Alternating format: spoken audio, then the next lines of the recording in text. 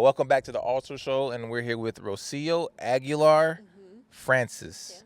Yeah. Rocio Aguilar Frances. Aguilar Frances. Alrighty. And this podcast came about through a post that you shared with your uncle. Yeah.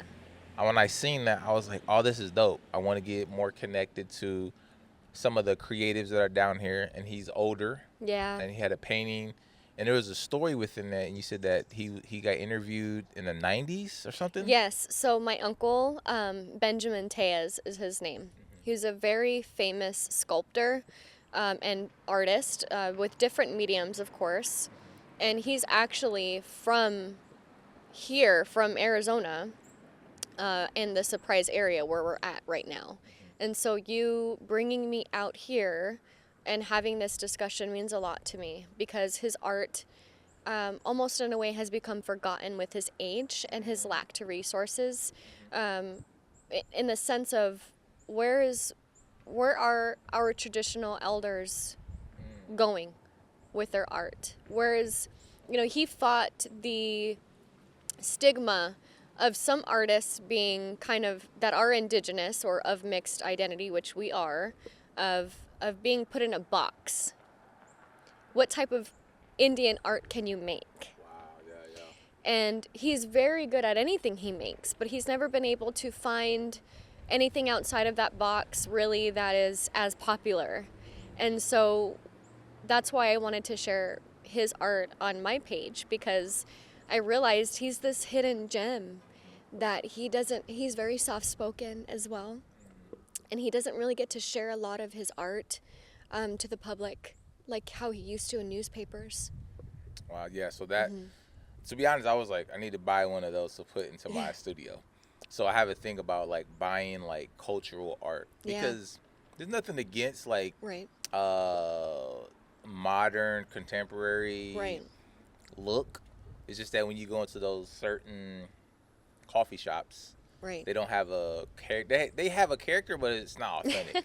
It's like very design friendly. You need a lot of spacing. I don't know. It feels too canvassy, which I get. Yeah, no, and that's the thing. Seeing his art reminds me so much of my mom's.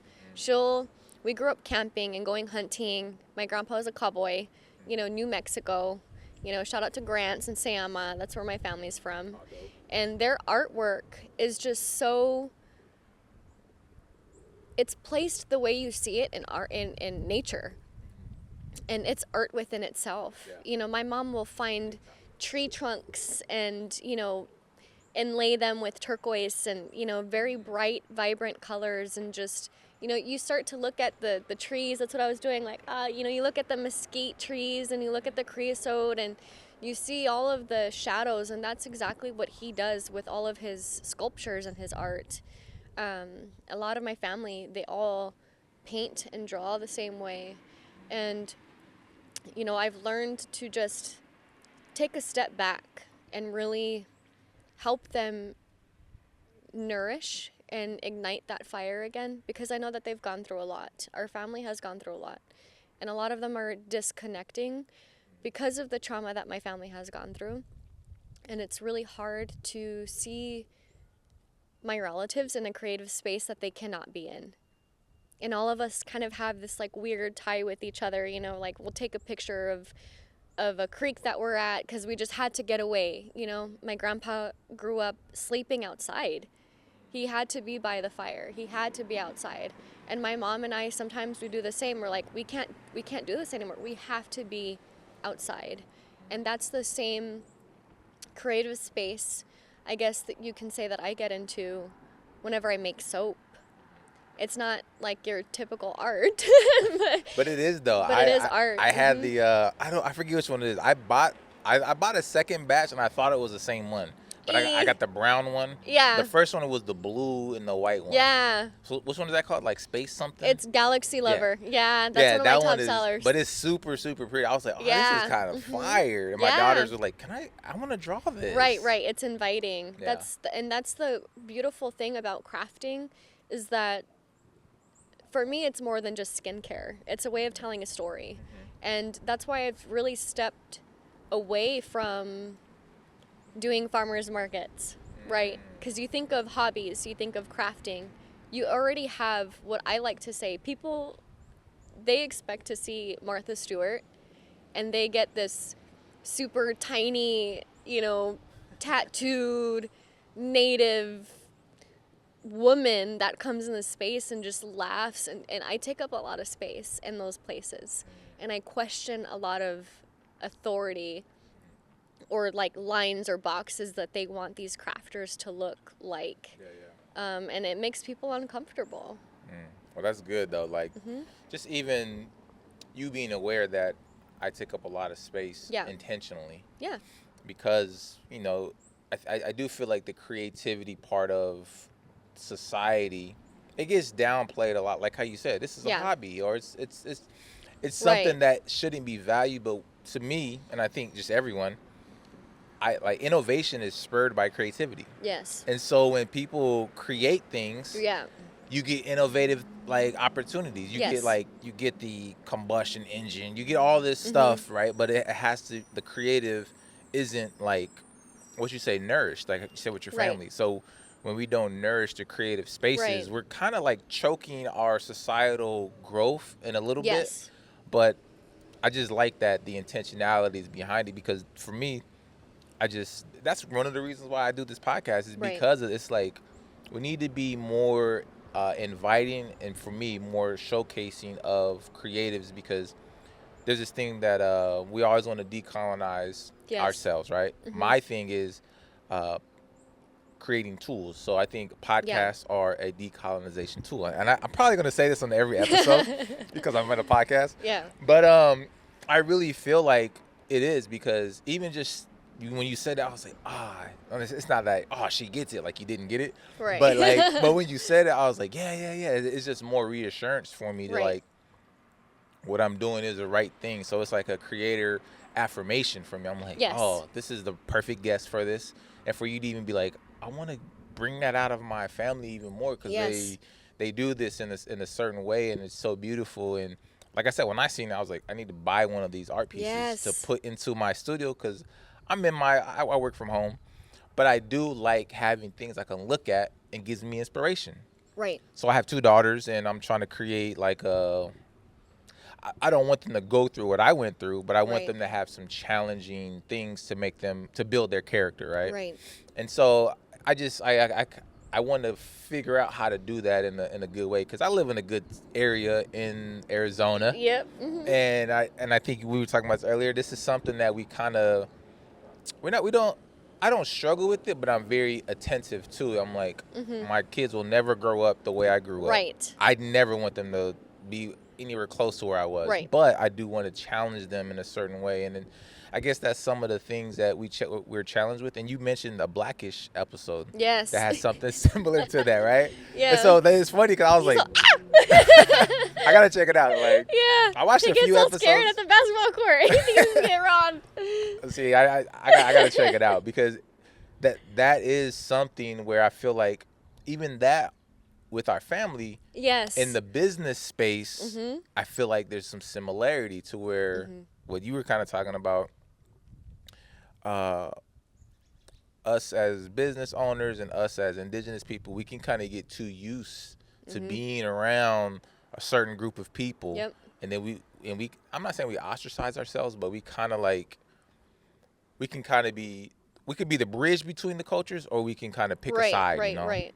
And that's something that I've learned very young, how to emphasize myself and my identity.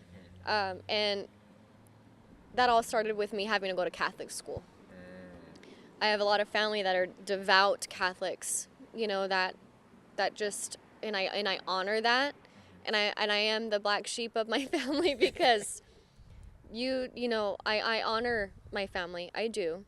But I also know what the church has done to my family. And even diminishing their creative side, because all they can do now is kind of relate to religion when they create. And I know a lot of people don't really like to touch on that subject. And it kind of makes me chuckle, because, we all believe in a God, and we all have different levels of respect for religion. But when it takes over so much space that you can't even identify with your own culture, that's where it becomes scary. Right. Wow. The timely can become scary. That's funny that siren went off right when you said that, though. But yeah, that is a I gotta run. Just start booking it. No, that is something, like, it's just, I don't want to go down this rabbit hole. No, I get it. Yeah. But when you said it, I was like, wow, you're right, because there is like this. I would like to be the bridge between the two cultures, because our cultures will never be the same. That's the thing, and that's what I'm trying to do. I'm bridging that you can be everything. You can be everything that you want. And I'm so grateful that my mom installed that in me. And I have 2 daughters, myself and a son. And let me tell you, it's not coming from a place of ego, because you can be very, very aware of how much space you take and how much you want to build and bring communities together and different parts of yourself and other people. And it doesn't have to come from your ego. And I feel like that's such a younger generation thing to do, because some of my elders are like, you shouldn't be doing that. Yo. You can't be doing this. Oh my goodness. You're so right on that. And it's hard. Yeah. Sorry, I didn't mean to interrupt you. No, you're good. That is something that I'm like struggling with, because I believe in us like I said, a podcast is a decolonization tool, because we're able to talk about things. We're able to it's documented. Yes. Now we can hold someone accountable if someone said they were working on something and it's like, oh, I was actually doing it too. But anyways, it can be used as an accountability type of tool. Whereas in the past, someone can come in, colonize an area, be like, oh, this is ours, or this, we did this, or they'll come in and have an idea. They'll take it from a community. They're like, oh, they had this alphabet before, but they took it like, no, this is the English alphabet. And so anyways, they just like to extract. There's a lot of extractivism that happens. And so for me, I want to be able to document our traditions in a way that's respectable. But the elders are like, turn that camera off. Yep. This can't be recorded. And I respect it. Anything sacred, most of our stuff is like prayers, dances, and ceremonies, which I get. Right. But it's like the stories, though. Those are the things that I remember. I want to be able to, and I can't remember them, because I grew up in the city. I wasn't around a lot of my traditional family, or my families that still carried on traditions like into like 2000s and all of that. And so I was disconnected. So I'm big on like reconnecting the roots. But our elders, they're like, nope, you can't do that, which is good, and it becomes lost. Whereas it doesn't necessarily have to be. I'm actually working on something. This is completely away from this, but it is specifically to that. And I just think that we got to be more aware of the youth that won't have access to it. Right. Because kind of what you're saying, like, and you're hitting on it to me, where I'm just like, dang, this is another affirmation that Creator is sending, is to be more intentional about creating or keeping the foundation. Because my roots I'm Black and Native, but like I don't have any roots to my African ancestry. I have roots here from my Omaha tribe, but like barely. I reached out to them to try to help with some certain things for my tribe, and they're like, I see them read the message, nothing back, which I get. They left you on red? Yeah, they left me on red. Navajo Nation hates me. Well, I granted, they could have been busy, but then they called me to help out. I was like, all right, cool, and then nothing. But I get it, they're busy. But it's just, and I'm not trying to be like, I'm here to save the day, technologically, media-wise, but I'm available. And so I was like, you know what? Let me just not try to be that savior for my tribe. Let me just help where I can, and then whenever they ask for it, whenever they like, hey, we would, just because I grow my profile or whatever, then they ask. I don't want to be vindictive and be like, nope, now you can't get it. I want to come back and be like, you know what? Yes, I would. I always wanted to, because I feel like that would be the moral thing to do. But I want to show the world what to do, even when others have wronged you. You know? Right. And so like, that's hard. That takes a lot of structure. Speak on it, because I feel like. Oh, I'm vindictive. I got a list, and I tell all my cousins I'm reading it at my funeral. Okay? I choke when people smudge. I'm just kidding.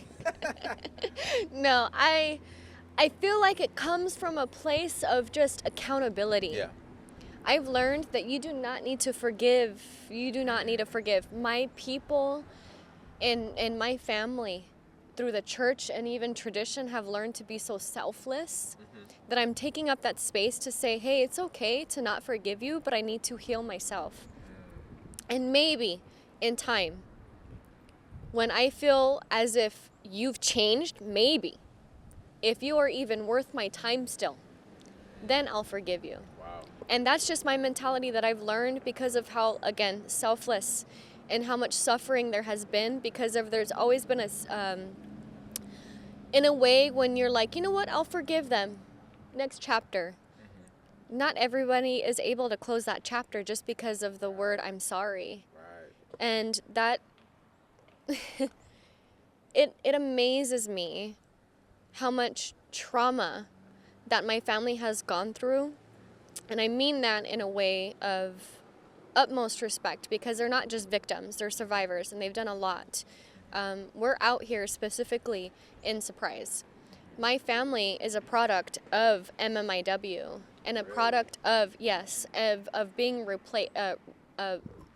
What is the right word when they... Relocated? Relocation. And some of my elders don't even really know how to connect or are okay with saying that they're native because they're displaced. They know that they're Spanish. They know that they have something else in them, and they know that they're native to an extent, but never will they say that out loud. They feel kind of like, well, I'm Spanish first and then this. Or some are like, hell yeah, and I'm Indian and I don't care. You know, and it depends on the sibling that you ask. Because my grandmothers, they were put out here in the camps, in the campos out here. What they had were cotton fields. My tita, my grandmother's, one of them, was taken to have babies with Spaniard men. And it wasn't like, yeah, let's get married and have babies. No, these were to work in the fields. The Spaniards in Colorado operated the sugarcane fields and the cotton fields. You had to have it was kind of like their own thing that they were doing. I don't know what it wasn't a form of, I don't even know what. They were trying to separate themselves from all of the field workers. Like they were better than Europeans, which they are European, but they wanted to amplify that they were Spaniard. So they weren't immigrants. They didn't consider themselves immigrants in the fields like Mexicans or blacks. They considered themselves Spaniard, the Spaniard colonies, the Spanish camps. And that was my family. And I come from, and I stem from Spaniards from that area. And they had a Spanish blood quantum theory already in place. And that's how my family came to be. You know, we come from pueblos. We come from Grants and Sayama. You know, I'm proudly Navajo and proudly Pueblo. And my dad that's a whole other story, because I just found out I had a different dad. But my point being is that there's that trauma there, right? And it's like, oh, it's okay. It's okay. You apologized. Okay. I forgive you. The Lord wants me to forgive. There's that space you can have, yes. But for now, I don't personally call it vindictive. I think it's just being held accountable. And then allowing yourself to feel. Yeah. Like, it's okay to feel. Right. Especially as a woman in this society. It's so damn hard to get by on a daily basis without receiving any type of unwanted gesture, I guess you can say, or passive-aggressive comments. You know, I've worked events where, like, they're expecting someone different, or they're expecting that I'm not a business owner. They're expecting that, oh, you just make soap, or, oh, you just make skincare. How cute. Like, I'm sorry, what does that mean? You know, what are your intentions? And I love holding people accountable and asking them again, what do you mean by that? Yeah. Like, what is your, can you please clarify? Yeah. Did you mean to sound this way? And it usually trips people up. Yeah. I kind of went off on a tangent. No, you're good. No, this is good. Yeah. So like you're speaking towards, obviously, like, we want to be held in the same regard as everyone, all citizens, yes. Right? Mm-hmm. And I was actually talking to Ernesto about that a little bit. um, when you bring to light the people's negativity or doubt that they have into you in front of them.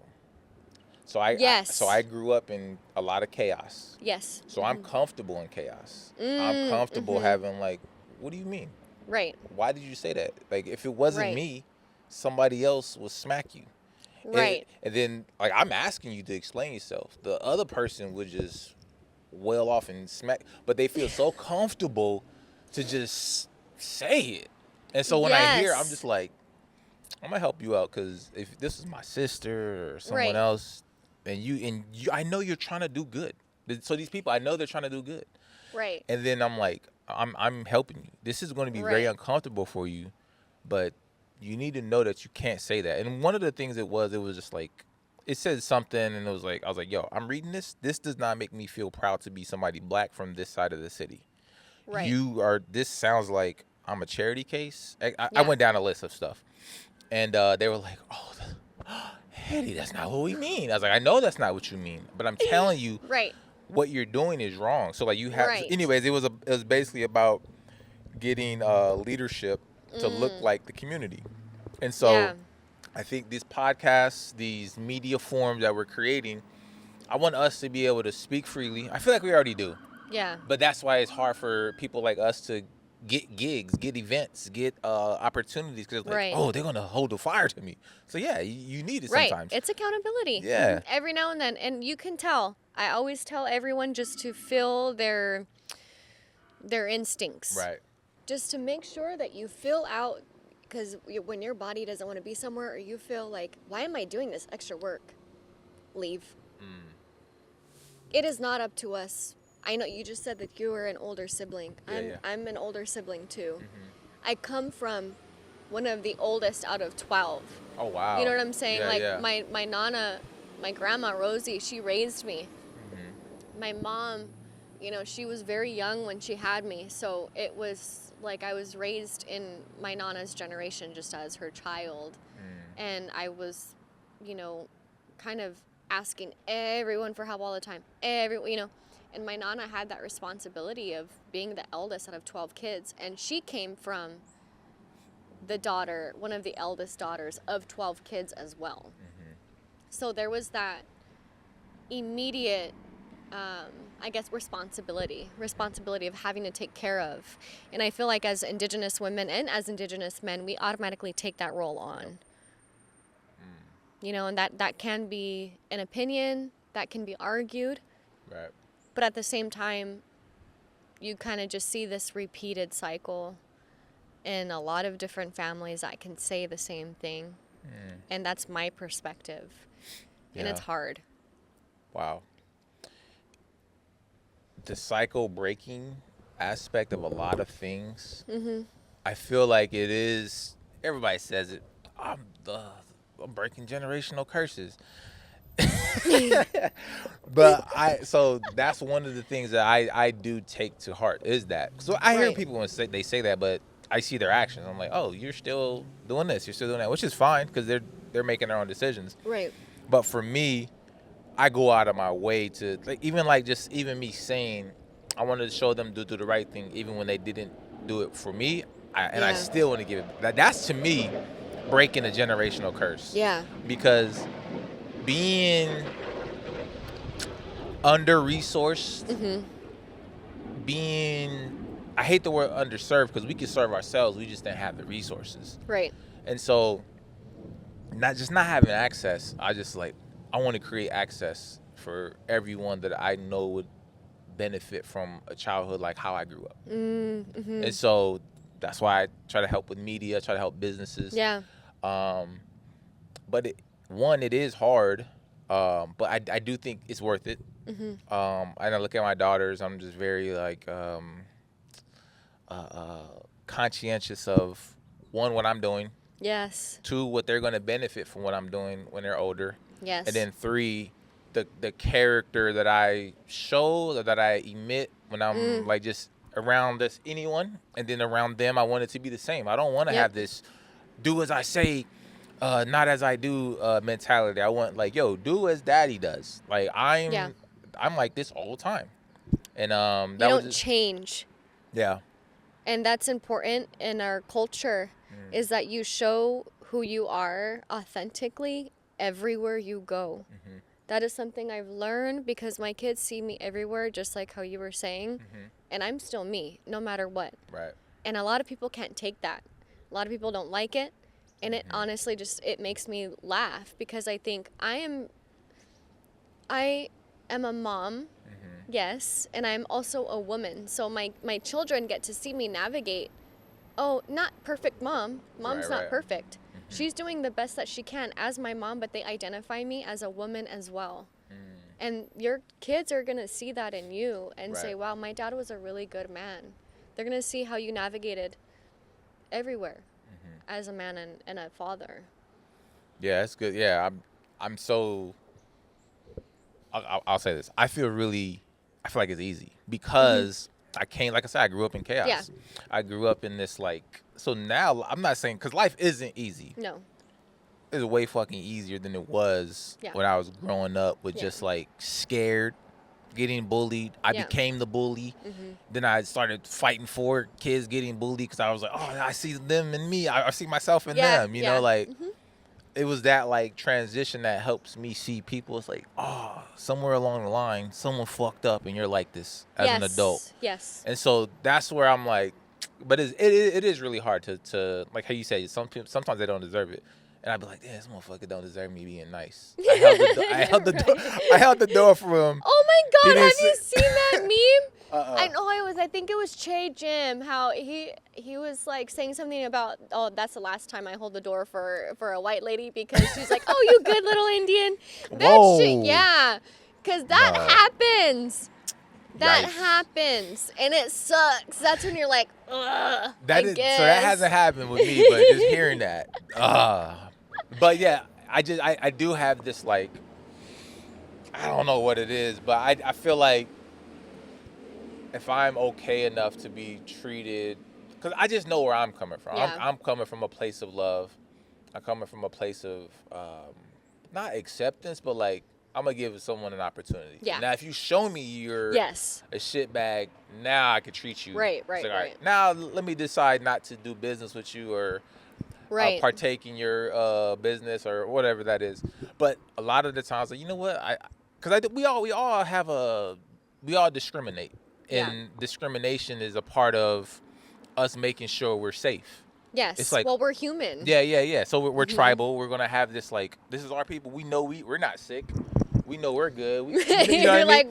Yeah, but I don't know who they knew. It was you go over there and talk to them. So but we naturally do that, right? And so and I'm not saying discrimination racial, but we do it in just a natural way. But we are, the way we live nowadays are a lot more. We're not back on the prairies and all that, so we don't have to worry about someone coming taking all of our rations or whatever. So so now obviously I'm like, all right, let me give this guy a chance who look like he's a ex-Marine, got his glass, the army glasses on, the whatever, and I give him opportunity. And so for me, like I said, New Balances and cargo shorts.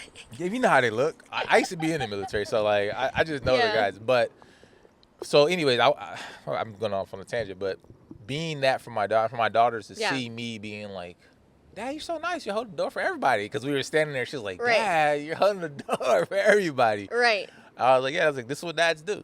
Yeah. And so just giving them a very good optic of what dads expectations. Do. Yeah. So anyway, so I'm not saying her man's going to be like that because she's only 5. She's not going to remember it. But just keeping that but there was a turning point that made me start thinking about that. For me to start and this is before I had kids. I was like, I want to do the right thing even when others have done the wrong thing, and I want to do the right thing for them to show damn, I treated him like shit, and and he's doing this, he don't have to. So I'm not saying it's this happy ass circle of life thing that I'm trying to get, but was there anything that in your life where you were kind of dang, it's a turning point, not like that, but just a turning point of where you handle things a certain way? And then you kind of shifted. It was all right, from here on out, I'm going to do this because this is serving me and my family and my community. Yeah. But it came with a kind of a, like I curved a little bit. Uh-huh. Because for the longest time growing up, I grew up in a really bad neighborhood, like I said. Mm-hmm. And I don't get me wrong, my mom would slap me if I said here publicly that she did not watch me because she did the best that she could. Mm-hmm. And I just want to lay that on the table. She did. Mm-hmm. But then again, I grew up fighting. I was really angry.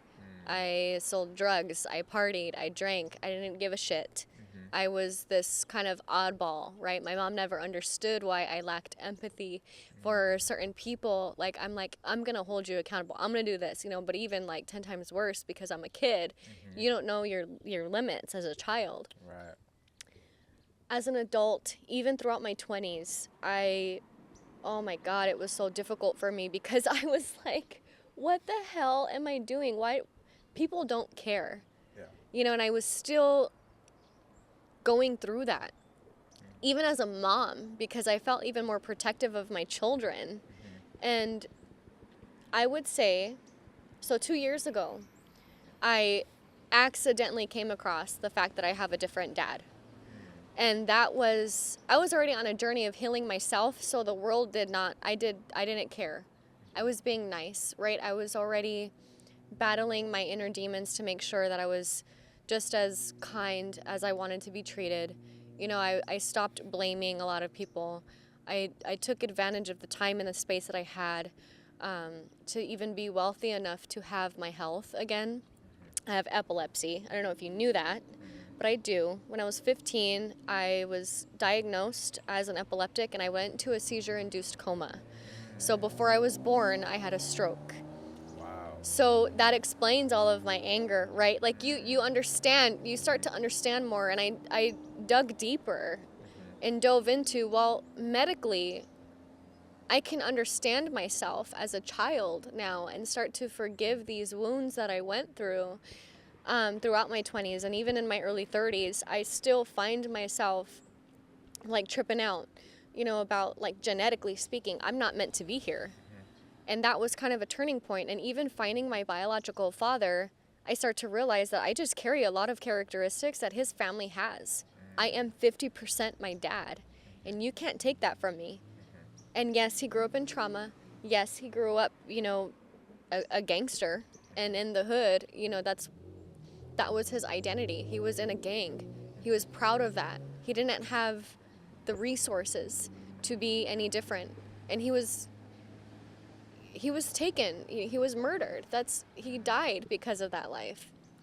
And when I found all of that out, I went back to, so I am this just fucking badass. So I'm Apache. That's what, and then you dive into what, people have these stereotypes, right, of these tribes, and it's I'm not this little peaceful Navajo or peaceful Pueblo little lady. Yeah. I can be, I am, but to step aside from all of those stereotypes, even saying that, all Apaches are all crazy, I am proudly that, and I recognized a lot of those characteristics in my dad that are just inherently me. Yeah. And that was fighting my own ego at a certain point, because I felt like I dug up this truth that has been just not hidden, but undiscovered for so long. And now I have to figure out how I'm going to navigate this earth knowing that I had this badass father that would have backed me up even harder if he was here with me. Wow. And so now, that being said, that has been my turning point to even, in a way, be more kind. But I don't let anyone dim my fire at all, because it's not worth my time to be kind to every single person. It's not my job, right? I know that sounds so harsh, but my intentions are well. My spirit is well. And I'm confident enough to say that I treat everyone equally with so much respect. But I was also taught to be selfless. And so I'm balancing that out still. Every single day I wake up and I choose. I choose good. Right. Because we're human. And it takes a lot of patience. Yeah. Wow. Dang. That's big. So I found out too, my dad wasn't my dad.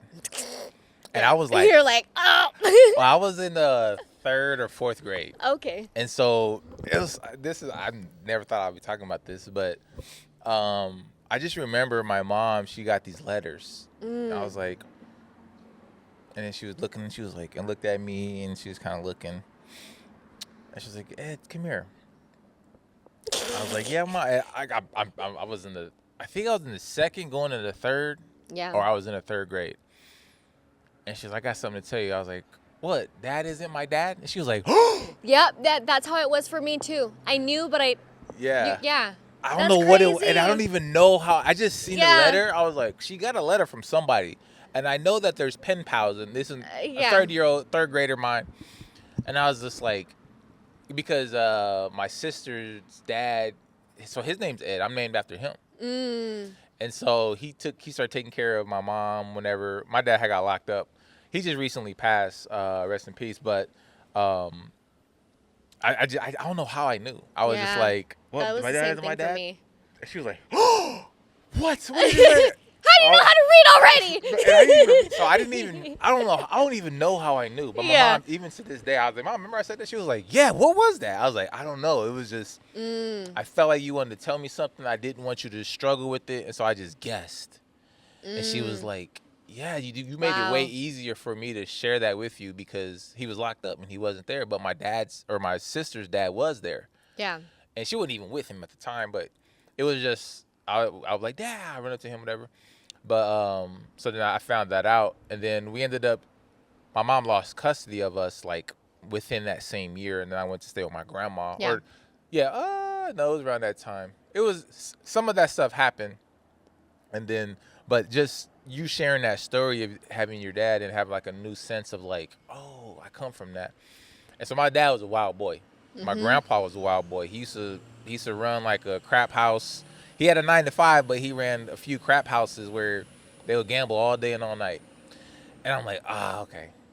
That's where this like fire comes from, to where I'm like willing to risk it up just by the grace of Creator. Yes. I've been able to just dodge all of these incidents and not be locked up or dead because sometimes I'll sit there and be like, what the? You just dodged all that.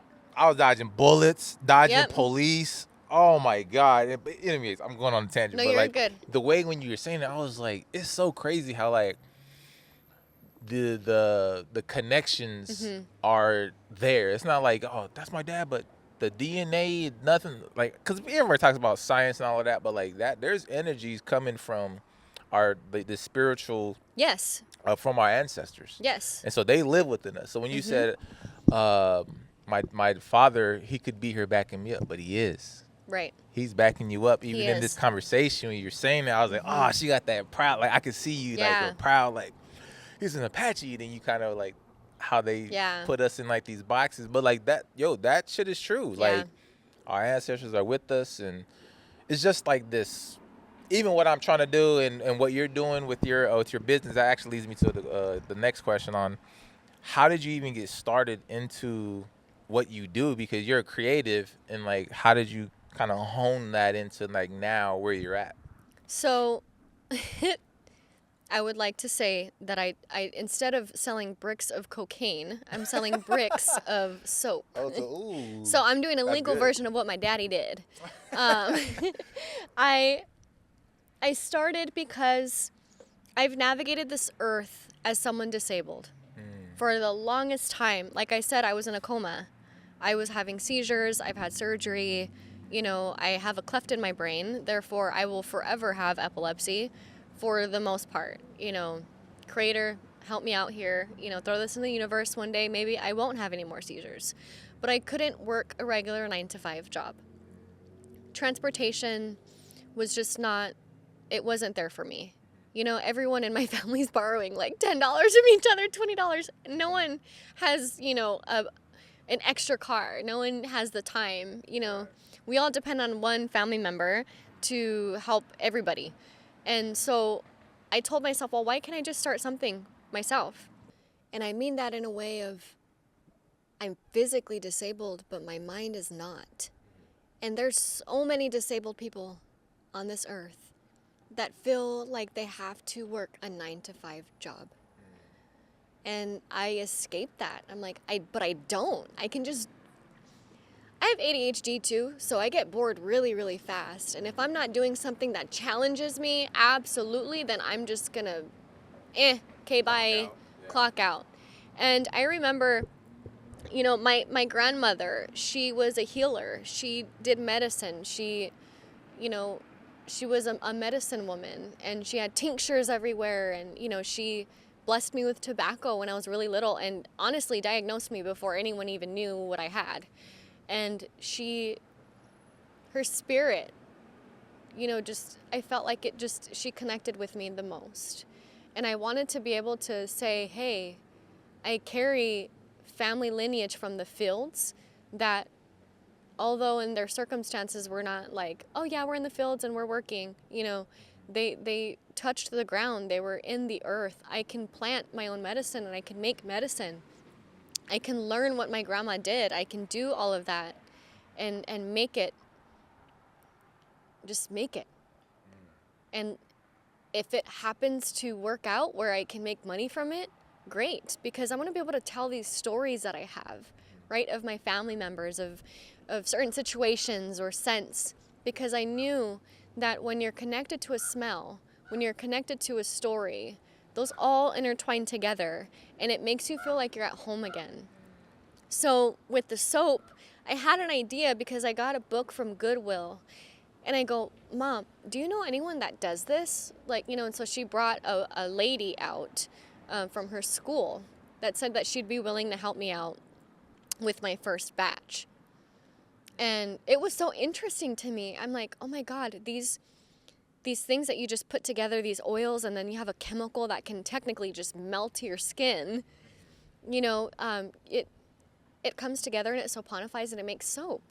And there was such a big, bad history on soap, on lye specifically, because lye, they wanted to lighten us. They wanted to say that we were dirty, that we were brown, and to clean ourselves, right? But I learned there's more to that. There's a better half of that. Lye is a natural component found in wood ash. My family has known that. So let me figure out how to make it. And when that lady came out to help me, and I'll never forget this, she told me, well, good luck, because it's a really hard market to get into, and I don't think that you'll ever be able to make a business out of it. Wow. And I'm like, you just messed up. You told me the wrong thing, because you don't know who I am. And I took it from there. And I studied everything on my own. I got an herbalism book with my mom. I just honed in on what stories and scents, and just started taking mesquite sap and, creosote oil, and, boiled stuff down and formulated different recipes of soaps. And I got into it, and I go, you know what? This is what I'm going to do, because I can create my own living at home, not having to go anywhere, not out of convenience, which is completely okay, but because I'm disabled. Plus, I wanted to be able to show my kids, hey, I'm independent. I can still operate from home and have a full business. They may not ever realize that, because sometimes I got to check them. And they're like, oh, Mom, you're just at home. I'm like, really? No, I do a lot. And I implemented these indigenous stories that I've received from family members, like when we were camping and ceremony or whatever, because my aunts and uncles, they have so many different crazy stories, you would think that we're on a mushroom trip just talking when you hear our stories around the fire. Yeah. And I wanted to tell those, so every time you smell something, you can think of, when you're washing yourself, that ceremonial act of cleansing yourself is so sacred. That's what I wanted to normalize in our communities, because a lot of our communities don't have water. They don't have access to clean, good skincare. They have access to VO5, the dollar store, wherever they can pick up, whatever. And look what's being washed in the water. Look what impacts their hormones. My Tata Mike would always say, if I can't use it in the creek, then I don't want to use it. I don't want to wash my body in the creek with something that's going to go harm the fish. And that's how I treat all of my products. That's what got me going, is what would my Tata Mike be proud of?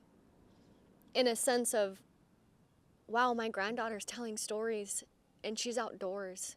She got her hand in the dirt. You know, she's living that life that sustains her soul, but also keeps her family alive. And that's what got me going. Wow. There's so much to pull from that. I think that, I know you probably thought about this because we all do, but you need to write a book. Oh, I know. Everyone tells me. I'm trying. I'm trying. I'm going to give you a title. My First Batch. Oh, that's a good one. Because the way you said it and then where you're at and how she was like, well, good luck. All like snarky. And you know, she probably didn't even mean it, but she probably... Oh, she meant it. Consciously and subconscious sometimes be intertwined. But the way you said it, like when you was like, wow, my dad was Apache and like that fire, you know? But just hearing all of that, I'm just like, that's so good. Like you obviously said it really well. Yeah. You talked about the stories, and then how you like you're on a mushroom trip. But like reality is more. How do I put this? Reality is more strange than like science fiction. Yes. People are like, oh, science fiction is like, yo, just think about what's really happening. I know. So like just some of the stuff that you're saying, I'm like, because we have stories like that. Yeah. And I'm like, how like that could be true though. But anyways, just when you're talking, I'm just like, you should, like, obviously, like I said, everyone says you should write a book. People told me that. I'm like, all right, I'm going to write a book. But you're coming from, and you have a business that has orders going out and all of that. So just hearing it, I was just like, wow, it's too, like, palpable, like, what you're talking about. Yeah. To where even just, like, in this, the recording of this, like, you have these stories that I know people are going to be intrigued by, but have similarities. Right. So like it's very, what's the word? You are a very relatable person in the world. I don't even. I hate being like, oh, you're in America. It's like, no, globally, we all have some relatability. Yes. And I think that just kind of your story and how you handle things, how you're presenting it, it's like, yo, I'm on this growth journey. Like, this is happening in real time. It is every day. Yeah. And there's not, you know, my Tata Mike passed away. I was raised with my great-great-grandparents, my great-grandparents, my grandparents, and my aunts and uncles and my mom and dad in the same home. I was blessed to be around all of my family when they passed. And even the day that he passed, he was like, I want to go fishing. I want to do this. You know, your mind is still growing. You're still growing every single day. And there's never a day that goes by and I'm like, I'm done. You can't be. Right. There's no such thing. Because there's people that have been so lost in everyday life that they can't even sit by themselves at home. And then there's that continued like, oh yeah, I worked so well with people. I'm such a people person. And they can't even be by themselves. Yeah. I'm okay by myself. I'm okay with feeling. Some people can't even feel. And I always say that my dad's spirit took over me when he passed away, because he passed away when I was 5. And then I even wrote poems about it, you know. And I have dreams. I have very, very vivid dreams of my ancestors. I recently had a dream of, they're going to think I'm crazy, but I had a dream of an elder grandmother that looked like Planet of the Apes that had me buried in the ground in a bed of flowers, and she was having surgery on me, like taking my insides out. And I woke up so comfortable and peaceful. Wow. And I'm like, what does this mean? Where do I need to go? You know, and I asked one of my elders for clarification, and she goes, Rocio, you already have all of the clarification you need. How much more obvious does it need to be for you? You know, your ancestors are with you. They're every day, and sometimes I need to be slapped. Like, I'm like, okay, all right, you are. And that's the type of journey that I continue to push into my products, because it's a real story for everybody. And it's about, yes, sustainability. And it's sad that people have greenwashing in mind, a lot of big companies, right? Mm-hmm. But it's also about supporting your community.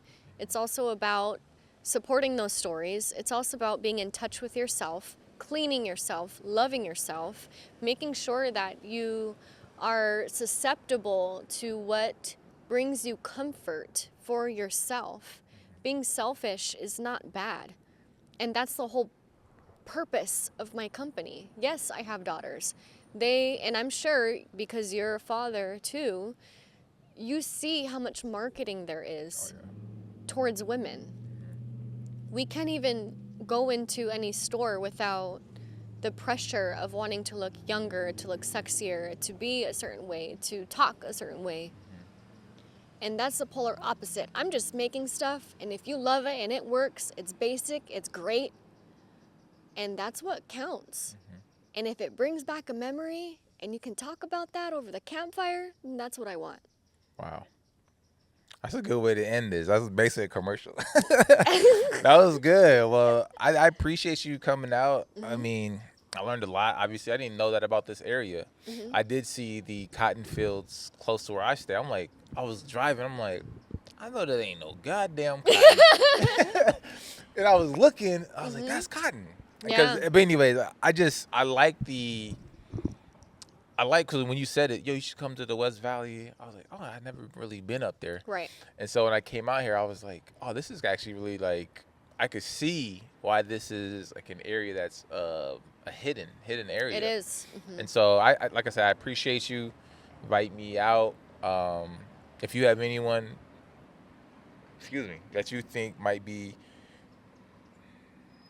have like not similar stories, but have like a more cultured background, I would love to interview them, just because I don't want to go searching for people. Yeah. I want the creator to present these people in front of me to showcase, and it's already happening. I already got like 3 people. I'm just like, dang, all right, and they'll just but I don't want it to be this like, yo, this is free marketing for my business. No. Because some of them, they don't even have businesses, but I've seen people reach out to me for their business to be on it. I'm like, and I get it, but I was just like, yeah, I'll let you know. But if you had anyone, have conversation. I do. I have a couple people already, and when my mom gets back into town, you're interviewing her. She's a whole other type of person. That's good. Well, see, that's good though, because so one of the things I want to do is, like I said, a podcast or a decolonization tool. Yes. I want other people to start their own, but I'm going to help them. Like how I was telling you earlier about tech, I want to help them start their own, because it's not easy, but once you figure it out, you're like, oh, that's it. Right. It's very easy nowadays to start a podcast and then record, hit a button, upload. You can. It's gotten so much easier, because I do think the more and more we get these stories out, the more and more we're able to really like, oh yeah, people like me are out there, and look, you can listen. Right. Here's a link. Whereas normally it's like, oh, you got to meet them. But whereas if you listen to a podcast, someone can listen to this podcast and be like, wow, I think I would like her. I think I would like him, because they can hear like the passion, they can hear the character depth, the layers of a person through conversation, like long form conversation. Long form conversation. Yeah, and so that's so important to me. That's good really though. Is. So I appreciate you coming out, because I do think that I want you to be on the other podcast, because there's certain stuff me and you probably can't talk about, that you will feel more comfortable talking with a woman about. And I would want my daughters to hear that. Yeah. You know what I mean? Just more and more things that I just like listening to people, because I'm like, wow, I never knew that, or now I know how to approach something, because again, I do think, and I guess this is like me with a podcast as a decolonization tool but I'm really pumping this shit now. Like I'm like trying to get this out there, like, Let's be smart about it. Like let's be a lot more specific. But before we leave, do you have anything else you want to kind of share, like events you got, product, or if you don't have to have anything. Tangent. You don't have to have anything. I would just like to put out there, a lot of people ask me, oh, when are you going to have a store? When are you going to have a store? Or like, where are you going to be? I've learned, and I hope that this sticks with a bunch of other businesses, especially being a native-owned business. you can operate in spaces that make you feel safe. I have turned down so many different opportunities because I would rather value myself over money. And I don't care if I only have 50 cents in my pocket. I'd rather do that. All of my products will remain online because I can ship anywhere and it's accessible to everybody. And I always give out discounts. I always, do what I got to do. But don't be so scared to try something new. Skincare is such a little, oh crap, it's gonna make me break out. It's gonna do that. Just reach out to me. I'm such a personable person that if you hey, look, I need this, just reach out to me. Wow. Well, thank you again thank for this, you. and I'm sure we're gonna have more conversations. I don't know where it's gonna be. Yeah, I know. I can keep talking. No, but this is good though. This is good. I thank you for being on the show. Yeah, thank you. I appreciate you.